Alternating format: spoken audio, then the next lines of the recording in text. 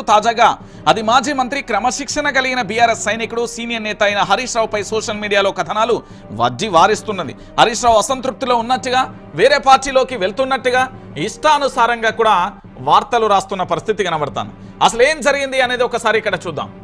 ఆలోచనలు ఏవో చేస్తున్నట్టుగా కల్పిత కథలను ఈ పేపర్ క్లిప్పింగ్ రూపంలో ప్రజల్లోకి పంపింది. దీనిపై బీఆర్ఎస్ శ్రేణులలో కార్యకర్తలలో తీవ్ర ఆగ్రహ జ్వాలలు వ్యక్తమవుతున్నాయి. ఇటీవల బీఆర్ఎస్ పట్ల ప్రజలలో అనూహ్యమైన ఆదరణ కనిపిస్తుంది. ఎక్కడ చూసినా ప్రజలు కేసీఆర్ని తలుచుకుంటూ మళ్ళీ ఆయన వస్తేనే తెలంగాణ బాగుపడుతుందన్న అభిప్రాయం కూడా వ్యక్తం చేస్తున్నారు.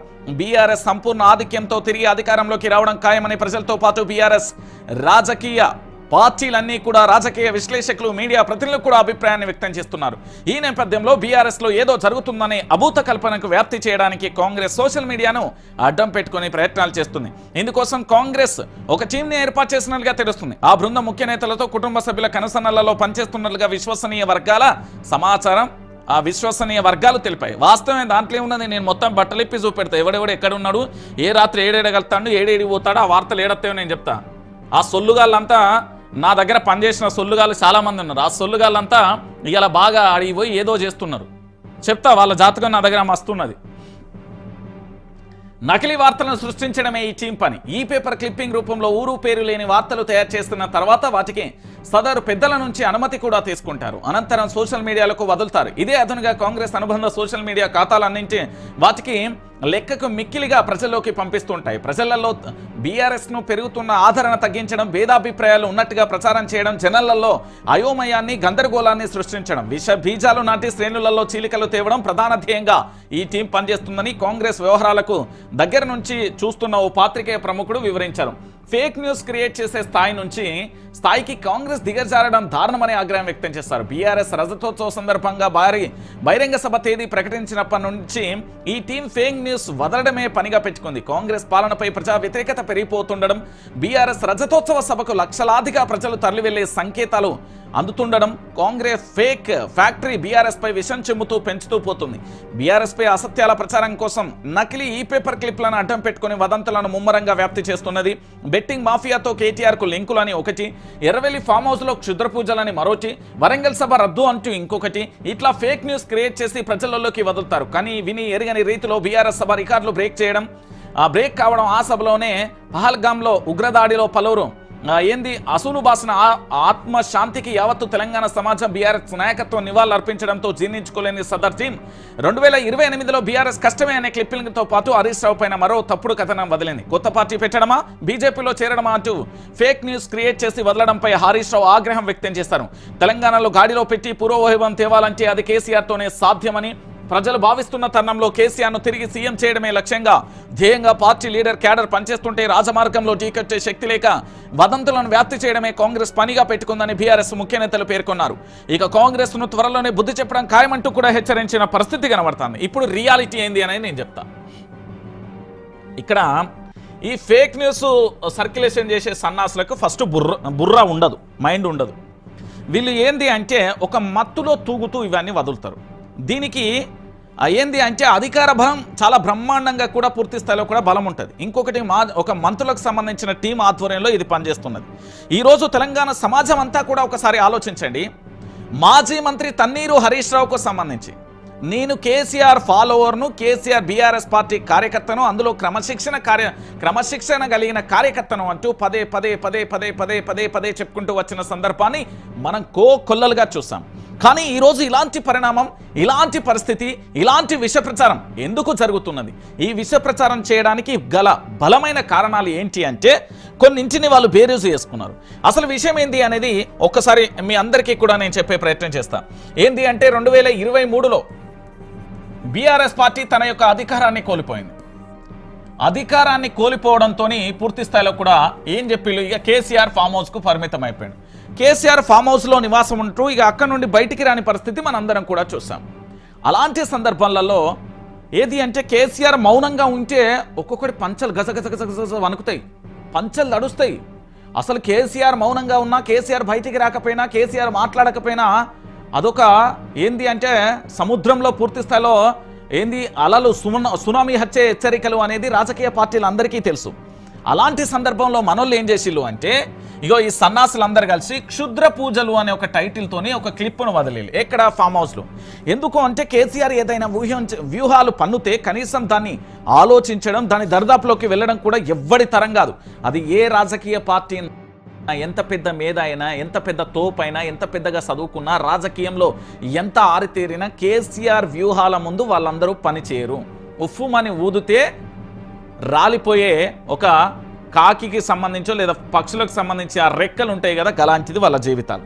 అయితే అలాంటి సందర్భంలో ఇక పూర్తి స్థాయిలో కూడా కేసీఆర్ ఇక బయటికి రాకపోవడంతో క్షుద్ర పూజలు అంటూ ఒక వార్తా క్లిప్పింగ్ను బయటికి వదిలేదు. దాని మీద ఈ తెలంగాణ రాష్ట్ర డీజీపీ స్పందించలేదు, దాని మీద ఎఫ్ఐఆర్లు కాలేదు, దానికి సంబంధించి అరెస్టు చేయలేదు, దాని వాళ్ళను కస్టడీలోకి తీసుకున్న పరిణామాలు లేదు, ఏదీ లేదు.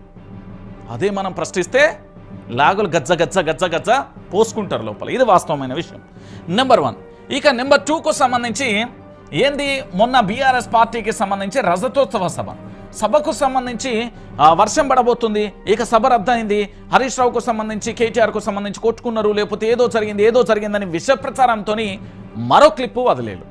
ఎందుకు వదిలిల్లు అంటే ఇంటెలిజెన్స్ దగ్గర ఉన్న రిపోర్ట్ ప్రకారం తెలంగాణలో పూర్తి స్థాయిలో కూడా దాదాపుగా 15 లక్షల మంది బీఆర్ఎస్ పార్టీ రజతోత్సవానికి రాబోతున్నారు. ఇక మీరేం చేసుకున్నా కూడా ఆగదు. ప్రజలందరూ కూడా బీఆర్ఎస్ వైపే ఉన్నారు, కాంగ్రెస్ వద్దు అంటూ నినాదం చేస్తున్నారన్న ఒక రణం ప్రజల్లోకి వెళ్ళింది. అలాంటి పరిస్థితులలో ఏమీ చేయలేని సందర్భాలలో నీతిమాలిన నికృష్టమైన పాపిష్టమైన దుర్మార్గ నీచ నికృష్టానికి ఒడిగట్టి బీఆర్ఎస్ పార్టీ మీద మరొక రకమైన క్లిప్పింగ్ వదిలి. ఇక 3వది హరీష్ రావుకు సంబంధించింది. అయితే హరీష్ రావు అనే వ్యక్తి మొట్టమొదటిసారిగా మీరు గుర్తుపెట్టుకోవాలి, ఈ క్లిప్పింగ్ వదిలిన ప్రతి సన్నాసి గుర్తుపెట్టుకోవాలి, హరీష్ రావు అనే వ్యక్తి ఫస్ట్ బీఆర్ఎస్ పార్టీకి సంబంధించిన క్రియాశీలక కార్యకర్త. మరో అంశం ఏంటంటే కేసీఆర్ ఫాలోవర్. బీఆర్ఎస్ పార్టీని వీడి వెళ్ళడం అనేది మీ తాతల ముత్తాతల కలలవి, మీ తాతల ముత్తాతల కలలవి. హరీష్ రావు ఎప్పుడైనా అందరివాడు, ప్రజలవాడు, దాంతోపాటు బీఆర్ఎస్ పార్టీ ఉన్నంత వరకు పూర్తి స్థాయిలో బీఆర్ఎస్ పార్టీలోనే హరీష్ రావు కొనసాగుతాడు. అరే ఎన్నిసార్లు చెప్తారు రా భయ్, మనసులకంటే ఒక్కసారి చెప్తారు, ఈ అడ్డగాడిదలకు ఎన్నిసార్లు చెప్పాలి? హరీష్ రావు చెప్పి పాపం ఆయన నోరేనొస్తున్నది. ఈ సన్నాసులు ఊకే లేనిపోని ఉన్నాయి అన్ని కలిపి అభూత కల్పనలు కలిపి విష ప్రచారం చేస్తున్నారు. హరీష్ రావు అనే వ్యక్తి బీఆర్ఎస్ పార్టీలోనే ఉంటాడు, బీఆర్ఎస్ పార్టీ కోసమే పనిచేస్తాడు. సిద్దిపేటలో ప్రభంజనం సృష్టించడం ఎన్నిసార్లు మీరు చూడలే? బీఆర్ఎస్ పార్టీ ఈరోజు అధికారాన్ని కోల్పోయినంత మాత్రాన దాంతోపాటు ఇంకొక విషయ ప్రచారం కూడా చేసిళ్ళు. ఏంది అంటే రజతోత్సవ సభ ఉన్నది కదా, ఈ రజతోత్సవ సభలో హరీష్ రావుకి ఇంపార్టెంట్ ఇవ్వలేదు అనేది మళ్ళీ క్లిప్ వచ్చింది. విషయం ఏంటి అంటే నేను చెప్తా వినండి. బీఆర్ఎస్ పార్టీకి సంబంధించిన రజతోత్సవ సభ ఏర్పాట్లన్నీ కూడా బీఆర్ఎస్ వర్కింగ్ ప్రెసిడెంట్ కేటీఆర్కు కేసీఆర్ అప్పగించారు. ఎందుకు?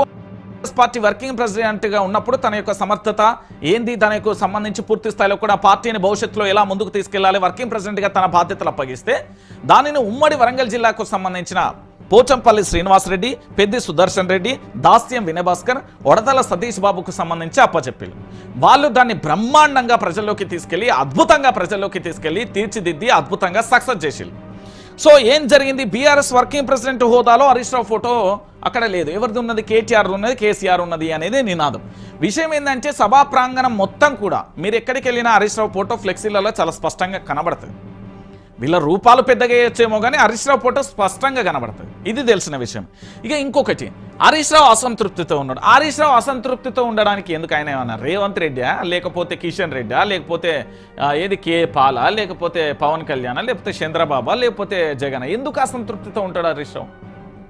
హరీష్ రావును తెలంగాణ ఉద్యమంలో కేసీఆర్ తర్వాత వెన్నుంటి నడిపించింది కేసీఆర్.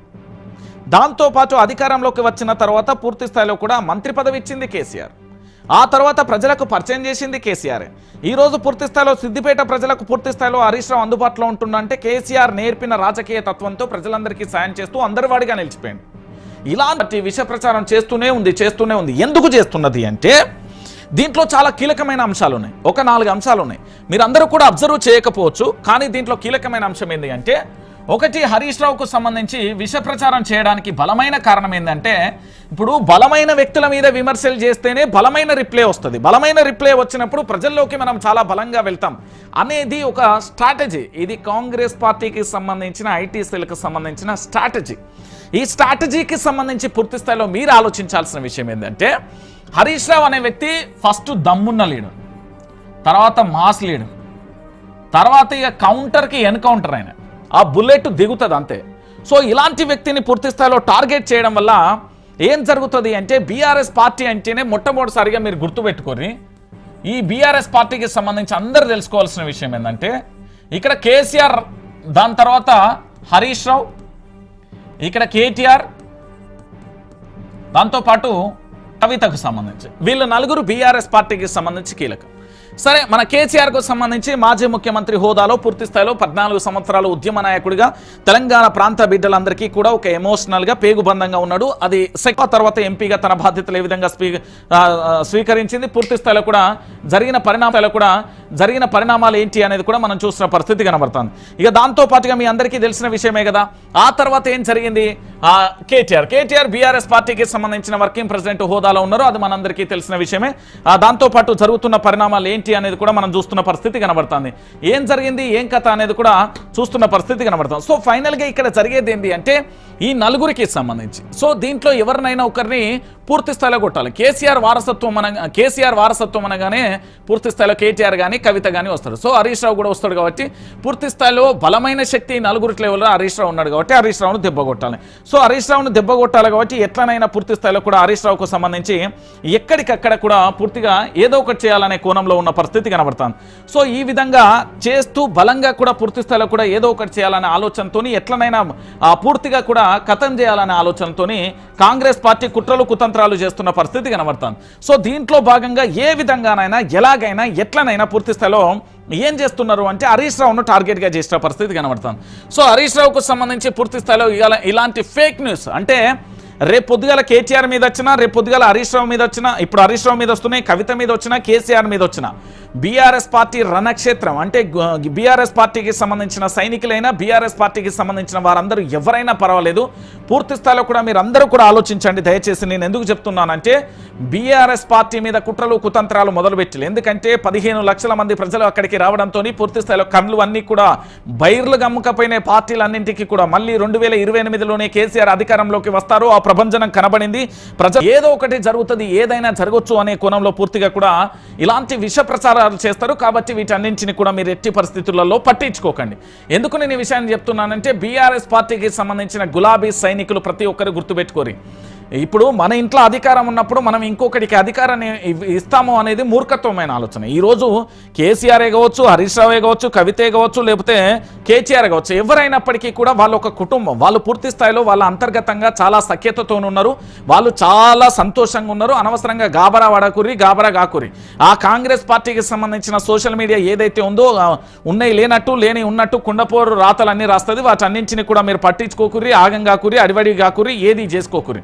నేను మళ్ళీ చెప్తున్నా, హరీష్ రావు అనే వ్యక్తి బీఆర్ఎస్ పార్టీలో ఉంటాడు, ఏడికి బోడు. వీళ్ళందరూ కుట్రలు కుతంత్రాలతోని 2028లో అధికారంలోకి ఖచ్చితంగా వస్తుందనే ఒక ఆలోచనతోని పూర్తి స్థాయిలో వీరు ఏదేదో చేయాలనే ఆలోచనతోని కుట్రలు కుతంత్రాలు పన్నుతున్న పరిస్థితి కనబడుతుంది. కాబట్టి మీరు ఎట్టి పరిస్థితులలో హరీష్ రావు విషయంలో చాలా క్లారిటీగా కూడా మీరందరూ ఉండండి. ఇదంతా ఫేక్ న్యూస్ కావాలని కాంగ్రెస్ పార్టీ సోషల్ మీడియా చేస్తే. ఎందుకంటే మన వాళ్ళ దగ్గర ఏమున్నది, ఏం లేదు, ఏం చేయలేరు. ఆఖరికి ఇగో ఈ నెత్తి మీద ఎంచి కూడా వీకలేరు. నేను చెప్తాను, ఇగో ఈ బొచ్చు కూడా వీకలేరు. ఎందుకంటే వాళ్ళకి ఏం కాదండి, వాళ్ళ వల్ల ఏం రాదండి. ఈ తెలంగాణ రాష్ట్ర వ్యాప్తంగా సంక్షేమ పథకాలు అందిస్తారా? అందియరు. తెలంగాణ రాష్ట్ర వ్యాప్తంగా ప్రజలందరికీ పూర్తి స్థాయిలో న్యాయం చేస్తారా? చేయరు. వాళ్ళ పార్టీని గార్జీన పెట్టుకొని నడిపిస్తారా? నడిపారు. ఏం లేదు, పుండకూరు వార్తలన్నీ కలిపి పూర్తి స్థాయిలో వడ్డించి వారించే ప్రయత్నం చేస్తారు. కాబట్టి ఆ ఫేక్ న్యూస్ను మీరు నమ్మకండి. ఇదంతా కాంగ్రెస్ పార్టీ తమ యొక్క అసమర్థమైన పరిపాలనకు సంబంధించి కప్పిపుచ్చుకునేందుకు ఇలాంటి ఫేక్ వార్తలు వస్తుంది. ఈ 6 అడుగుల బుల్లెట్ ఎక్కడికి పోడు, 6 అడుగుల బుల్లెట్ త్వరలో ఈ కాంగ్రెస్ పార్టీ కుర్చీకి, సీఎం కుర్చీకి ఏంది అంటే టార్గెట్ పెడతాడు, ఆ బుల్లెట్ దించాడు, తప్పున ఆయన దిగుతాడు, మళ్ళీ బీఆర్ఎస్ పార్టీ అధికారంలోకి వస్తుంది. నేనేమంటున్నానంటే కేసీఆర్ మీద విష ప్రచారం చేసినా, కేటీఆర్ మీద విష ప్రచారం చేసినా, కవిత మీద విష ప్రచారం చేసినా, నేడు హరీష్ రావు మీద విష ప్రచారం చేసిన పార్టీలో బలంగా ఉన్న నేతలు ఎవరైతే ఉంటారో ఆ బలమైన నేతల మీదనే పూర్తి స్థాయిలో ఫోకస్ పెడతారు, వాళ్ళనే ఏదో ఒకటి చేయాలనే కోణంలో ఉంటారు. తస్మాత్ జాగ్రత్త అనేది కూడా మీరందరూ కూడా ఆలోచించుకోరు. నేను చెప్పే విషయం ఇది చాలా క్లారిటీగా చెప్తున్నా. హరీష్ రావు అనే వ్యక్తి ఎక్కడికి పోరు. ఇక్కడ నెంబర్ 1 లేదు, నెంబర్ 2 లేదు, నెంబర్ 3 లేదు. బీఆర్ఎస్ అంటే అల్టిమేట్గా కేసీఆర్, కేసీఆర్ అంటే బీఆర్ఎస్ గంతే. వీళ్ళందరూ కూడా క్రమశిక్షణ కలిగిన కార్యక్రమం. బీఆర్ఎస్ పార్టీకి సైనికులు ఎట్లనో గట్లనే హరీష్ రావు, గట్లనే కేటీఆర్, గట్లనే కవిత. అల్టిమేట్గా మీరు అందరూ గుర్తుపెట్టుకోవాల్సింది ఏంటంటే కేసీఆర్ సారథ్యంలోనే బీఆర్ఎస్ పార్టీ ఉంటుంది, కేసీఆర్ సారథ్యంలోనే బీఆర్ఎస్ పార్టీ పనిచేస్తే తప్ప మరొక ఆలోచన లేదు, మరొక కోణం లేదనే విషయాన్ని కూడా మీరు అందరూ ఆలోచించాలి. దయచేసి నేను మళ్ళీ చెప్తున్నా, ఇవన్నీ ఫేక్స్ న్యూస్లను నమ్మి గందరగోళ పడి గాబర పడి ఏదో అవుతుంది, అయ్యయ్యో ఏమో అయిపోయింది, ఏదో అవుతుందనే ఆలోచనలో పోకుర్రి. వీళ్ళందరూ కావాలని హరీష్ రావును టార్గెట్ చేసి, ఇది ఈ రోజు కథ కాదు, చాలా రోజులుగా నడుస్తున్నది. పూర్తి స్థాయిలో కూడా చాలా రకాలుగా విష ప్రచారాలు జరుగుతున్నాయి. హరీష్ రావు అనే వ్యక్తి బీఆర్ఎస్ పార్టీలో ఉంటాడు, బీఆర్ఎస్ పార్టీ కోసం పనిచేస్తారు. ఈ తెలంగాణ ప్రాంత ప్రజల కోసం పూర్తి స్థాయిలో తను క్రమశిక్షణ కలిగిన కార్యకర్త, బీఆర్ఎస్ పార్టీ సైనికుడుగా, దాంతోపాటు తెలంగాణ ప్రాంత ప్రజల ఆశాజ్యోతి అంటే ఆకాంక్షలు, వాళ్ళ యొక్క లక్ష్యాలను నెరవేర్చడానికి పనిచేసే ఒక నిస్వార్థమైన కార్యకర్త అని చెప్పుకోవచ్చు. ఈ వెకిలి చేష్టలు, వెకిలి కథలన్నీ పూర్తి స్థాయిలో మరి వీటి మీద ఏమైనా కేసులు పెడతారా అంటే పెట్టరు. ఇప్పుడు నేను కూడా నేను కూడా గట్లనే ఒక 2 పాలన చేత కాదు, సమాధానం చెప్పే దమ్ము లేదు. కానీ దుష్ప్రచారంలో నెంబర్ 1 కాంగ్రెస్. ఏది Indian national Congress Telangana IT cell ద్వారా ఇలాంటి వికృత చేష్టలు దివాలాకోరు, దిగజారుడు రాజకీయాలకు నిదర్శనం. ఇలాంటి చిల్లర చేష్టలు మానుకోకపోతే చట్టపరమైన చర్యలకు ఉపక్రమిస్తామని హెచ్చరిస్తున్నాం. హరీష్ రావు చెప్పిన ముచ్చట ఏందట? హరీష్ రావుకు సంబంధించి కొత్త పార్టీలో పెడతాడా, లేదా కొత్త పార్టీలో జాయిన్ అవుతాడా, బీజేపీలో చేరడమా అంటూ కూడా ఒక అంశం తెలంగాణ రాష్ట్ర వ్యాప్తంగా చర్చనీయాంశంగా మారింది. ఎవరు చేసిల్లు ఇది? కాంగ్రెస్ పార్టీకి సంబంధించిన ఐటీ సెల్ ఏదైతే ఉందో వాళ్ళు చెప్పిన పరిస్థితి కనబడుతుంది. గతంలో హరీష్ రావు ఏమన్నాడు, గతంలో హరీష్ రావు ఏం మాట్లాడినా ఒకసారి వినబెడతా. KCR follower of BRS party. KCR అంటే ఆయన ఒక చరిత్ర, ఆ పార్టీలో నిజాయితీ కలిగిన, క్రమశిక్ష కలిగిన ఒక కార్యకర్త. పార్టీ ఏం చెప్తే చేస్తాడు హరీష్ రావు. ఎప్పుడు ఉన్నట్టు ఇప్పుడు ఉన్నాను, ఎలాంటి తేడా ఉండదు. ఇవన్నీ లేనిపోని ఈ సోషల్ మీడియా సృష్టించేటువంటి దాన్ని ఎవరు పట్టించుకోవాల్సిన అవసరం లేదు. రైట్, ఇది హరీష్ రావు పూర్తి స్థాయిలో గతంలో చాలా సందర్భాలలో కూడా సమాధానం చెప్పిన పరిస్థితి. కానీ ఈరోజు మాజీ మంత్రి తన్నీరు హరీష్ రావును టార్గెట్ చేసి పూర్తి స్థాయిలో కూడా హరీష్ రావుకే ఏంది అంటే పూర్తిగా కూడా బీఆర్ఎస్ పార్టీలో ఏదో జరుగుతుంది. కవిత మరోసారి కేటీఆర్ దుబాయ్ వెళ్తున్నారా, ఇతర దేశాలకు వెళ్తున్నాడు. హరీష్ రావు కొత్త పార్టీ పెడుతున్నారా, భారతీయ జనతా పార్టీలో జాయిన్ అవుతున్నారా, ఫామ్ హౌస్కే పరిమితమైన కేసీఆర్ ఇక పాలన చేయలేనంటూ ఇలాంటి టైటిల్ పెట్టి పూర్తి స్థాయిలో ఏంది అంటే రుబురో లెక్క రుబ్బుతున్నారు. ఎందుకు ఇదన్నీ చేస్తున్నాడో మరి మా రాష్ట్ర ముఖ్యమంత్రి యనుమల రేవంత్ రెడ్డి గారికే చెప్పాలి. ఎందుకంటే మీ కాంగ్రెస్ పార్టీ నుండి ఈ విషయం కక్కుతున్నది కాబట్టి, మీ పార్టీ నుండి ఈ విషయం చిమ్ముతున్నది కాబట్టి మరి దీనికి సమాధానం ఎవరు చెప్తారయ్యా ముఖ్యమంత్రి గారు? ఎందుకంటే మీ పార్టీకి సంబంధించిన లీగల్స్ ఏది ఐటీ సెల్కు సంబంధించి పూర్తి స్థాయిలో ఇష్టం వచ్చినట్టుగా మాజీ మంత్రి తన్నీరు హరీష్ రావు మీద ఇలా ఫేక్ ప్రచారం చేస్తున్న పరిస్థితి కనబడుతుంది. నేను చాలా సందర్భాలలో హరీష్ రావును అడిగే ప్రయత్నం చేసిన, చాలా సందర్భాలలో వివిధ ఛానళ్లలో ఇంటర్వ్యూలు చూస్తాను, చాలా సందర్భాలలో సభా వేదికల మీద హరీష్ రావు మాట్లాడిన ప్రతి మాట కూడా మనం విన్నాం. ఏమని చెప్పిండు? కేసీఆర్ ఫాలోవర్ను, కార్యకర్తను బై కేసీఆర్ ఏ చెప్తే గదే చేస్తా, నేను క్రియాశీలకమైన కార్యకర్తను అంటూ పదే చెప్పుకుంటూ వచ్చిన పరిస్థితి కనబడింది. అయితే తెలంగాణలో పూర్తి స్థాయిలో దీనికి ఈ అంశం ఇక్కడితో కాదు, చాలా సందర్భాలలో చాలా కోణాలలో కూడా మనం చూద్దాం. ఒకసారి చూసిన తర్వాత దాన్ని పూర్తి స్థాయిలో నేను వివరిస్తా. ఎందుకంటే ఈరోజు తన్నీరు హరీష్ రావుకు సంబంధించి పూర్తి స్థాయిలో ఆ ఎపిసోడ్ ఏంది, నిజానికి కాంగ్రెస్ పార్టీ ఐటీ సెల్ చేస్తున్న ఆ విష ప్రచారానికి సంబంధించి పూర్తి స్థాయిలో కూడా వైఆర్టీవీ రంజిత్ సమాధానం చెప్తాడు. కొద్దిసేపు ఇది చూద్దాం. మాయదారి కాంగ్రెస్ మోసకారి వేషాలకు అడ్డు అదుపు లేకుండా పోతున్నది. బీఆర్ఎస్ ను రాజకీయ రణక్షేత్రంలో ఎదుర్కోలేని కాంగ్రెస్ పార్టీ దగాకోరు ఎత్తుగడలకు దిగుతున్నది. సోషల్ మీడియాను అడ్డం పెట్టుకుని వికృత క్రీడలకు పాల్పడుతున్నది. బీఆర్ఎస్ ను ప్రజాక్షేత్రంలో రాజకీయంగా నేరుగా ఎదుర్కొనే దమ్ము ధైర్యం లేక కాంగ్రెస్ పార్టీ వదంతులను వ్యాప్తి చేయడం అనే వంచన శిల్పానికి దిగుతున్నది. అధికారంలోకి రావడం కోసం ఎన్నికల ముందు ప్రజలను నమ్మించేందుకు ఎటువంటి కుయుక్తులు పన్నిందో కాంగ్రెస్ పార్టీ అంతకు వేరేట్లు ఇప్పుడు కుతంత్రాలకు దిగుతున్నది. ఇందులో భాగంగా బీఆర్ఎస్ ను బలహీనపరిచేందుకు, ప్రజలలో అయోమయం సృష్టించేందుకు కాంగ్రెస్ పన్నాగాలన్నీ పన్నాగం వేస్తుంది. చెయ్యని కుట్ర లేదు. తాజాగా అది మాజీ మంత్రి, క్రమశిక్షణ కలిగిన బీఆర్ఎస్ సైనికుడు, సీనియర్ నేత అయిన హరీష్ రావుపై సోషల్ మీడియాలో కథనాలు వజ్జి వారిస్తున్నది. హరీష్ రావు అసంతృప్తిలో ఉన్నట్టుగా, వేరే పార్టీలోకి వెళ్తున్నట్టుగా,